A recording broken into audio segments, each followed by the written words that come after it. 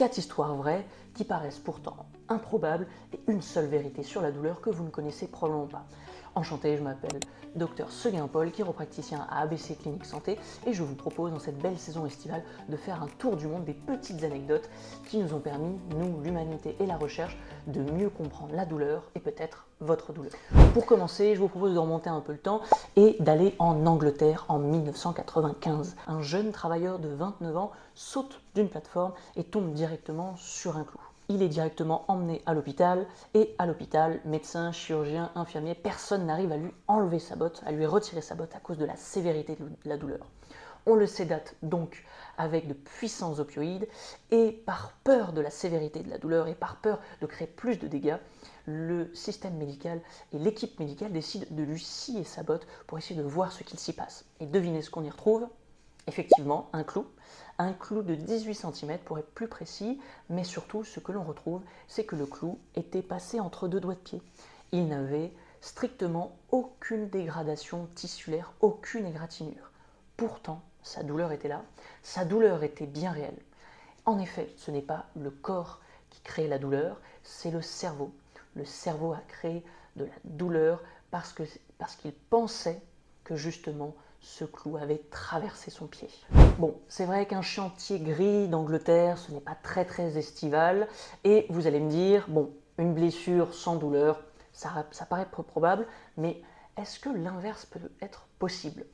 Je vous propose donc de traverser toute l'Atlantique, d'aller au soleil sous les cocotiers et de plonger peut-être dans cette eau turquoise. Je vous propose d'aller le 31 octobre 2003 à Hawaï où une jeune surfeuse a expérimenté exactement l'inverse de notre homme anglais.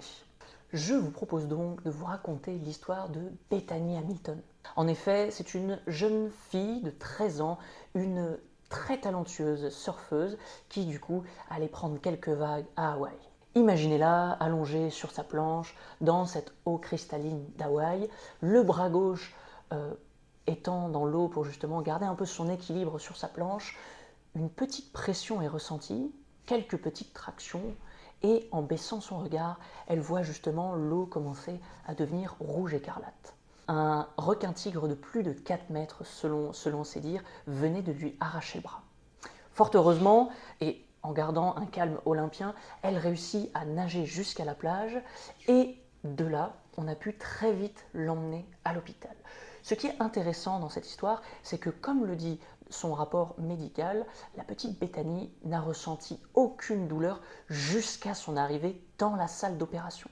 C'est-à-dire que pendant 30 minutes, entre le temps où son bras a été arraché et le moment où elle est arrivée en bloc opératoire, elle n'a ressenti aucune douleur, malgré justement cette blessure d'une gravité assez impressionnante. Qu'est-ce qui s'est passé précisément? En situation de survie, le cerveau a une capacité incroyable de pouvoir couper la douleur pour justement accélérer et augmenter les chances de cette dite survie.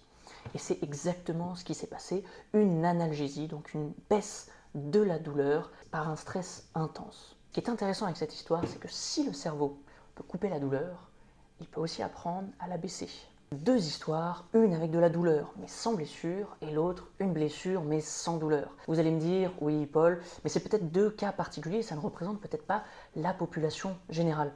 Et pour contredire cette affirmation, je vous propose que l'on aille en Europe, en Italie, en 1983, durant la Seconde Guerre mondiale, où nous allons retrouver un anesthésiste américain qui va faire une découverte peu probable. Si la Swear Mitchell soigne des centaines d'amputés, des hommes qui ont perdu des bras, des jambes, et beaucoup lui disent la même chose. Quelque chose que la médecine à l'époque n'arrivait pas encore à comprendre. Ils avaient mal à leurs membres manquants.